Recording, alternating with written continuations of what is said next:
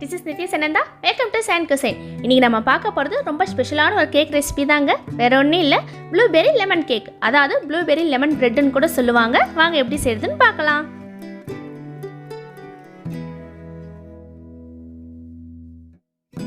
இதுக்கு முதல்ல ஒரு பவுல்ல சுகர் போட்டுக்கோங்க. ஃபைன் சுகரா எடுத்துக்கோங்க. அப்பதான் உங்களுக்கு கரையறதுக்கு ஈஸியா இருக்கும். இது கூடவே புளிச்ச தயிர். நல்லா சூடு பண்ணி சில் பண்ண பால். இது கூடவே மெல்ட் பண்ண வெண்ணெயை போட்டுக்கோங்க. இப்போ இது எல்லாமே நல்லா ஒரு விஸ்கை வச்சு நல்லா அடிச்சுக்கலாம்.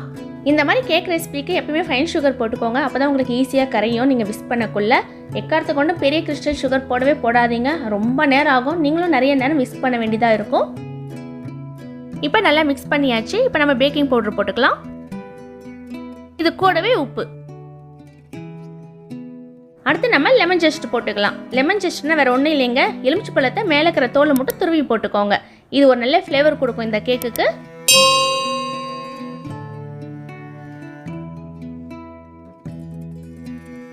அடுத்து இது கூடவே நம்ம லெமன் ஜூஸ் ஆட் பண்ணிக்கலாம். வெனிலா எசன்ஸ் ஆட் பண்ணிக்கோங்க. இது நல்ல ஃப்ளேவர் கொடுக்கும் உங்களுக்கு. இப்போ இது எல்லாத்தையும் நல்லா விஸ்க் வச்சு கலந்துக்கலாம்.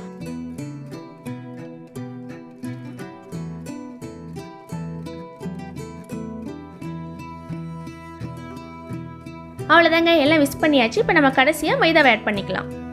கொஞ்சம் மட்டும் நிறுத்தி வச்சுக்கோங்க. அது எதுக்குன்றது நான் அப்புறம் சொல்கிறேன். இப்போ விஸ்கை வச்சு நல்லா கலந்துக்கோங்க கட்டி இல்லாமல்.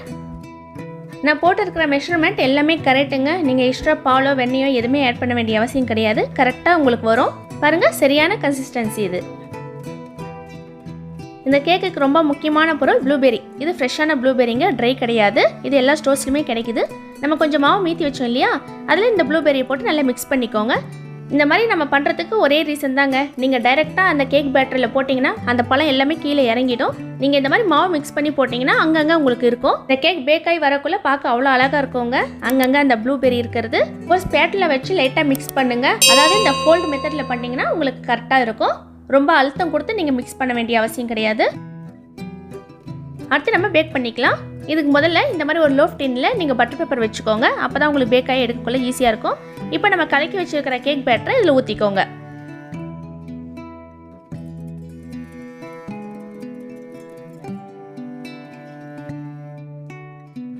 அவ்வளோதாங்க. இப்போ ஒரு ஸ்பேட்டில் வச்சு லைட்டாக நீங்கள் ஸ்ப்ரெட் பண்ணி விட்டுக்கோங்க சமமாக.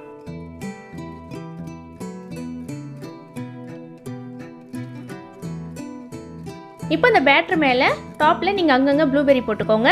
இது பேக்காகி வரக்குள்ள அழகாக இருக்கும் பார்க்க. இந்த பேட்டர் ரெடி பண்ணுறதுக்கு முன்னாடி அவனை ப்ரீ ஹீட் பண்ணி வச்சுக்கோங்க 180 டிகிரிக்கு ஒரு 10 மினிட்ஸ்க்கு. இப்போ நம்ம 170 டிகிரியில் 40 to 45 மினிட்ஸில் கன்வெர்ஷன் மோடில் வச்சுக்கோங்க. கேக் ரெடி ஆகி வந்துடும்.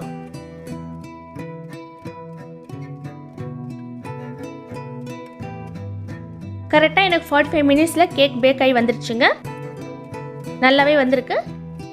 இந்த வீடியோ பிடிச்சிருந்தா லைக் பண்ணுங்கள், ஷேர் பண்ணுங்கள், கமெண்ட் பண்ணுங்கள். மறக்காமல் சப்ஸ்கிரைப் பண்ணிட்டு பக்கத்தில் இருக்க பெல் ஐக்கானையும் ப்ரெஸ் பண்ணிடுங்க. இப்போ கேக் நல்லா பேக் ஆகிருக்கான்னு பார்க்கலாம். அதுக்கு முதல்ல ஒரு டூத் பிக்கை சென்டரில் நீங்கள் குத்தி எடுத்து பாருங்கள் எதுவுமே ஒட்டலை, நல்லாவே குக் ஆகிருக்கு. இப்போ ஒரு காட்டன் கிளாத்தை வச்சு ஒரு 10 மினிட்ஸ் க்ளோஸ் பண்ணி விட்டுருங்க. இப்போ 10 மினிட்ஸ் ஆயிடுச்சு, கிளாத் எடுத்துடலாம். இப்போ நல்லா ஆறட்டும். இது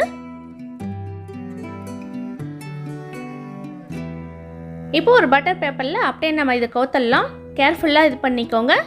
கண்டிப்பாக டின்னு சுடும், அதனால் பார்த்து நீங்கள் ஜாக்கிரதையாக செஞ்சுக்கோங்க. அவ்வளோதாங்க. இப்போ சைடில் இருக்கிற பட்டர் பேப்பர் எல்லாமே நீங்கள் ரிமூவ் பண்ணிவிடுங்க.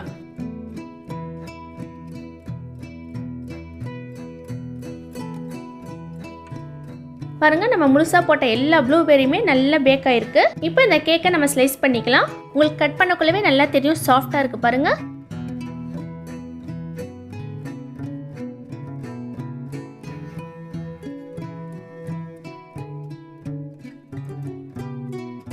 அவ்வளோதாங்க, எல்லா கேக்கும் ஸ்லைஸ் பண்ணியாச்சு. இப்போ ப்ளூபெர்ரி லெமன் கேக் ரெடி.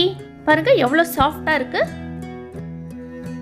இது வரைக்கும் நீங்கள் கேக்கே பண்ணாதவங்க கூட ரொம்ப ஈஸியாக பண்ணிடலாம். ரொம்ப சிம்பிளான இன்க்ரீடியன்ஸ் தான் இதுக்கு நம்ம யூஸ் பண்ணியிருக்கோம். உங்கள் அனைவருக்கும் இனிய புனித வெள்ளி மற்றும் ஈஸ்டர் நல்வாழ்த்துக்கள்.